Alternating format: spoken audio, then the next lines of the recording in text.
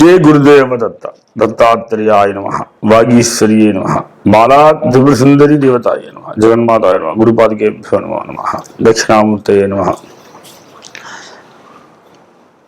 ఈ ధనుస్సు రాశి వారి గురించి తెలుసుకుందాం. మే నుండి ధనుస్సు రాశి వారు ఎలా ఉండబోతుందో తెలుసుకుందాం. మే నుండి గురుడు వృషభ సంచారం చేస్తుంటాడు. కానీ ఈ ధనుస్సు రాశి వారికి సహజంగా షష్ఠ స్థితిలో ఉన్నాడు.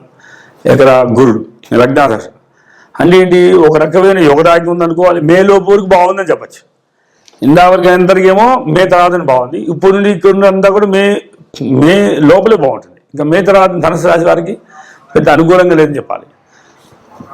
అయితే శని తృతీయ స్థితిలో ఉండటం వల్ల ఎక్కువ విచిత్రమైనటువంటి ఆలోచనలు, పెద్ద పెద్ద సమస్యలు ఏర్పాటు చేయడం, వీళ్ళే కొంత ఫార్మింగ్ చేయడం, అది కొంత సమస్యలను వీళ్ళు ఏర్పాటు చేయడం, తద్వారా వీళ్ళు ఆదాయం పొందడం బాగుంటుంది. ధనుస్సు రాశి వారు విచిత్రం ఏంటంటే, ధనుస్సు రాశి వారికి విద్య పట్ల కానీ ఒక విషయం తెలుసుకోవాలంటే వాళ్ళు తెలుసుకున్నంత విధానంగా ఎవరు తెలుసుకోలేరు. అంత విశేషంగా తెలుసుకోవాలి. వీళ్ళకి అన్ని ఆలోచనలు ఉంటాయి. వీళ్ళకి వచ్చే మంచి మంచి ప్రణాళికబద్ధమైన ఆలోచనలు బాగుంటాయి. వీళ్ళు ఎందుకనే ధనుస్సు రాశి వారు కూడా చాలా మహానుభావులు ఉంటారు. ఎక్కువ పర్సెంట్ గొప్ప గొప్ప జ్యోతిష్యులు, గొప్ప గొప్ప టీచర్లు, గొప్ప గొప్ప ప్రిన్సిపల్స్, పెద్ద పెద్ద పోస్టులో ఉంటారు అన్నమాట ధనుసు రాశి వాళ్ళు. ఎప్పుడు విద్యాపరమైనటువంటి అభివృద్ధి బాగుంటుంది. ఎక్కువ విద్యాశాఖలను వీళ్ళు చూస్తుంటారు అన్నమాట. విద్యా వ్యవస్థలు వీళ్ళు పోస్టింగ్లు ఉంటాయి, అక్కడే ఉంటాయి. వీళ్ళు టీచర్గా లెక్చర్గా పనిచేస్తుంటారు. వీళ్ళు ధనుసు రాశి వారికి వారు అన్నమాట జరగడానికి ఎక్కువ అవకాశాలు ఉంటాయి అన్నమాట. తన స్థితి బాగుంటుంది ధనుసు రాశి వారికి. అలాంటిది ధనుసు బాగుంది. అయితే వాళ్ళ కుటుంబం పట్ల, ధనుసు రాశి కుటుంబం చాలా పేదరికంతో ఉండవచ్చు. వాళ్ళ కుటుంబం అంటే ఆడపిల్ల అయితే అమ్మ నాన్న కుటుంబం కొంచెం పేదరికంతో ఉండవచ్చు. వివాహం అయిన తర్వాత కొంచెం అభివృద్ధి బాగుండవచ్చు. అలా కూడా జరుగుతుండేది. కనుక సోదరులు మంచి తెలియగలై, దాన్ని తెలియదారంటే బాగా తెలియదారని కాదు, జీవన ప్రయాణానికి సరిపడిన ఆలోచనలు ఉంటుంటారు.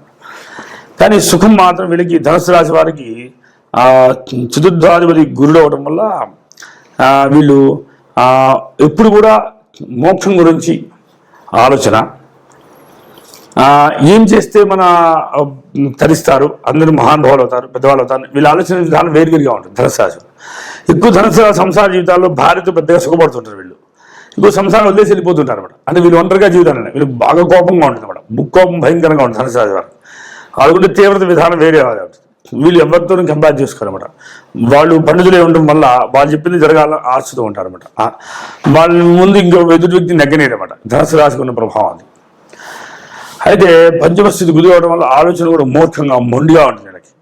అంటే వీళ్ళు చాలా కమాండ్ చేస్తారు, ఆర్డర్ ఇస్తారు, అందరినీ ఆర్డర్ ఇస్తారు. ఇంకంతే వాళ్ళ సంతానాన్ని బెదిరిస్తారన్నమాట. కొడుతుంటారు, అరుస్తుంటారు, కేకలేస్తుంటారు. చాలా విచిత్రమైన ధోరణితో ఉంటుంది అన్నమాట ధనుసు రాశి వాళ్ళ ప్రభావం. వాళ్ళ దగ్గర మనం ఒక క్షణం కూడా ఎక్కువసేపు ఉండాలా అంటే భయం వేస్తుంటుంది అన్నమాట. అలానే షష్ఠ స్థితి శుక్రుడు అవడం వల్ల భార్య కూడా లోపల భర్తను తిట్టుకుంటూ ఉంటుంది అన్నమాట. బయటికి తిట్టలేక అదే కొంతమంది చాలా మంది ధనుసు రాశి వారి భార్యలు ఉండరు. భార్య ఉన్నా దూరం అయిపోయి ఉంటారు, లేదా సంసారానికి నడవదు. ఇది సమస్యాత్మక జీవితం ఉంటుందని తెలుసుకోవచ్చు. తర్వాత అలానే సప్తమ స్థితి బుధుడు అవడం వల్ల ఈ మీద తన ఆలోచనకి భార్య ఆలోచనకి సెట్ కాకపోవడం వల్ల కూడా అనేక ప్రాబ్లమ్స్ తయారు చేసుకుంటుంటారు. తర్వాత ధనుసు తల్లిని ఎప్పుడు నిందించుకోవడానికి ఛాన్స్ ఉంటుంది. తల్లి పట్ల అగౌరవం ఉండడానికి ఛాన్స్ ఉంటుంది. అంటే తల్లిని కూడా పెద్దగా ఫోకస్ చేయలేరు. కరెక్ట్ కాదు, ఇది రైట్గా ఇది అని ఒక ఖండిస్తుంటారు అన్నమాట. సహజమైన తల్లి అష్టమ స్థితి రావడానికి చాలా ప్రభావితం ఉంటుంది. అది ధనుసు రాశి వాళ్ళ తల్లి కూడా మనం ఫోకస్ చేయాల్సి వస్తుంది. తండ్రి విషయంలో మాత్రం తండ్రి చాలా ఉన్నత స్థితిలో ఉండడము, చాలా గొప్ప పెద్ద పెద్ద పోస్టులో ఉండడం, ప్రభుత్వ సంబంధ ఉద్యోగాలు చేయడం, లేదా మంచి మంచి కెరీర్స్లో మంచి మంచి పోస్టులో జాబ్ చేయడం, అలా తండ్రి ఉండడానికి అవకాశాలు ఉంటాయి. తండ్రికి బలంగా ఉంటాయి. అది కూడా రవి బలంగా ఉన్న వాళ్ళకి మనం నిర్ధారణ చేసుకోవాలి. అయితే ధనుసు రాశి వారికి లాభస్థితి వచ్చేసరికి కన్య అయ్యేసరికి వీరు చేసే కేసులన్నీ కూడా, చేసే పనులన్నీ కూడా ఎక్కువ సమస్యాత్మక రోగ సంబంధం కేసులే డీల్ చేస్తుంటారు అనమాట. ఏదో ఒక ప్రాబ్లం ఉన్న వాటిని వీళ్ళు సాల్వ్ చేస్తుంటారు అనమాట. దాని ద్వారా వచ్చే ధనాన్ని వీళ్ళు పొందుతూ ఉంటారు. వీళ్ళకి కూడా అలానే ఉంటుందని తెలుసుకోవచ్చు. అంటే ఎక్కువ వృత్తులన్నీ వీళ్ళకి అవే ఉంటాయి. ఏ రోగం కోసం వాళ్ళకి పూజ చేసేయడం, లేదా సమస్యగా ఉండడం, లేదంటే వేరే వేరే సమస్యలన్నీ వీళ్ళు సాల్వ్ చేయడం, అలాంటి సంబంధమైన వృత్తులన్నీ ఉంటుంటాయి వీళ్ళకి ధనుసు రాశి వారికి. అయితే ధనుసు రాశి వారికి లాభం వచ్చేసరికి చాలా సమంగా ఉండడం, అందరికన్నా రూపాయి ఎక్కువ ఉండడానికి అవకాశాలు ఉంటాయి. తనకే ఎక్కువ గౌరవిస్తుంటారు అనమాట. తన ఖర్చు వచ్చేది మాత్రం చెప్పుకునే సమస్యలను ఖర్చు పెడుతుంటారట. అంటే ధనం ఎలా ఖర్చు పెడతారో చెప్పుకునే సమస్యలకి. అంటే పిల్లవాడికి ధనం ఎలా ఖర్చు పెట్టాల్సింది, ఆ సమస్య వచ్చింది, ఈ సమస్య, ఏదో వింత వింత సమస్యలతో ధనాన్ని ఖర్చు పెడుతున్నారు.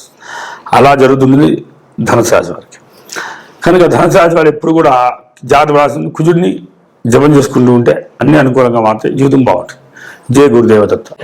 జయ గురుదేవదత్త. గురవే సర్వలోకానాం భజదే భవరోగిణాం నిధేతర విద్యానాం దక్షిణామూర్తయే నమః. జ్ఞానానందమయం దేవ నన్మలస్ఫుటికాగురు ఆధారం సర్వవిద్యానాం హైగ్రీవాస్మహే. బాలాతుసుందరి నమః. వాగీశ్వరి నమః. జగన్మాతానుగ్రహ ప్రసాద. ఇప్పుడు మనం మకర గురించి తెలుసుకుందాం.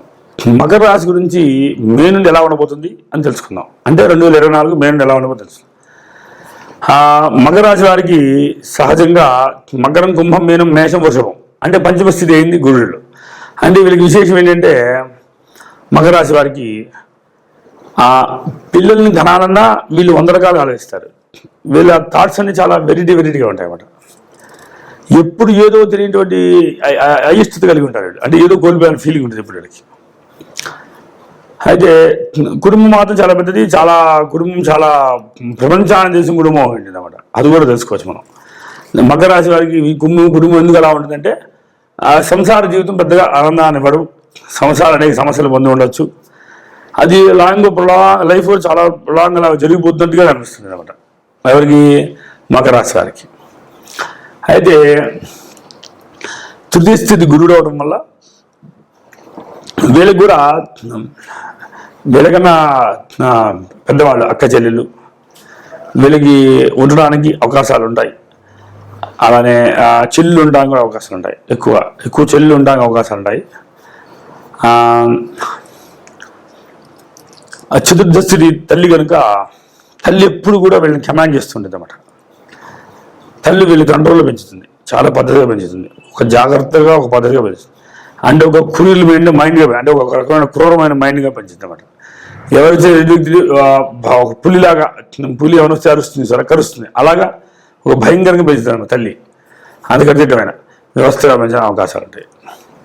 తల్లి వీళ్ళ చాప్టర్లో చాలా ఇంపార్టెంట్ రోల్ మెయింటైన్ చేస్తుందని తెలుసుకోవచ్చు. అలానే సంతాన స్థితి బాగుంది. వీళ్ళు పుట్టిన వాళ్ళు మంచి ప్రజ్ఞావంతులు, గొప్పవాళ్ళు, జ్ఞానవేత్తలు అవుతుంటారు తెలుసుకోవచ్చు. అంటే లగ్జరీ లైఫ్ ఎంజాయ్ చేస్తుంటారు. ఈ సంతానం ఎప్పుడు ఏదో సుఖాన్ని అనుభవిస్తుంటారు. వీళ్ళకి ఏ లోటు ఉంటుంది అన్నమాట, విద్యా లోటు ఉండదు, ఏ లోటు ఉండదు, కావాల్సిన తల్లి ఇస్తుంటుంది అన్నమాట. కంఫర్ట్ జీవితాన్ని పొందుతుంటారు ఈ యొక్క జాతకస్తులకి. సంతానం బాగుంటుందని చెప్పచ్చు. అలానే బుధుడు మిథునం అవడం వల్ల, ఆరోగ్యం అవ్వడం వల్ల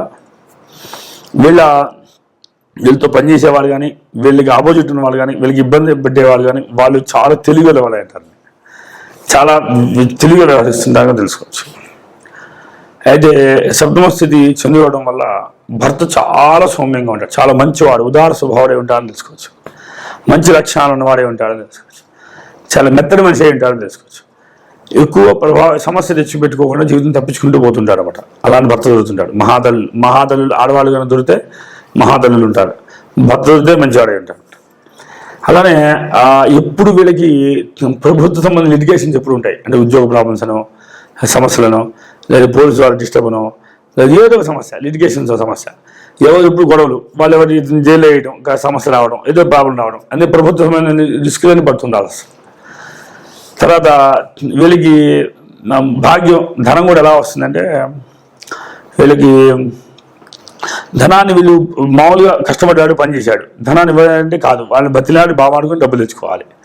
ఉపటాలు సాధి సక్రమంగా రావు, వాళ్ళు గొడవపడాల్సి ఉండాల్సి వస్తుంది, ఆ కంపెనీలు మారుతూ ఉండాల్సి వస్తుంది, ఆ సమస్యార్థం మారుతుంది అన్నమాట. కొంత వ్యవస్థ అనుకూలమైన వ్యవస్థ కాదని తెలుసుకోవచ్చు ఎవరికి, మకర రాశి వారికి. అలానే మకర రాశి వారికి అదొక ప్రభావం. సప్తం, అష్టం, నవం, దశమం. అయితే ఈ దశమ స్థితి విశేషం ఏంటంటే శుక్రుడు అవడం వల్ల మంచి ప్లేసుల్లో పడుతుంటాయి. వీళ్ళ వర్క్ అంతా కూడా ఉద్యోగం కానీ ఏదైనా సరే మంచి ప్లేసుల్లో పడుతుంటాయి అన్నమాట. కెనడా, వేరే అమెరికా, వేరే ప్లేసుల్లో పడుతుంటాయి. కొంచెం బాగుంటుందని చెప్పుకోవచ్చు అక్కడ ప్లేసెస్. ధనపరమైన సమస్య ఉంది కానీ వృత్తిపరమైన సమస్య బాగుంటుందని. అయితే లాభం విషయం వచ్చేసరికి మాత్రం లాభము అది చాలా సీక్రెట్గా ఉండాల్సి వస్తుంది అన్నమాట. అది చెప్పుకోలేని సిచ్యువేషన్ ఉంటుంది. ఖర్చు మాత్రం ఎలా ఉంటుంది, ఎప్పుడు వీళ్ళు ధార్మిక దేవతా సంబంధం ధనాన్ని ఖర్చు పెడుతుంటారు అన్నమాట. ఇది పూజలకు పునస్కారాలకు ఏదో విశేషమైన సేవల కోసం ధనాన్ని ఖర్చు పెడుతుంటారు.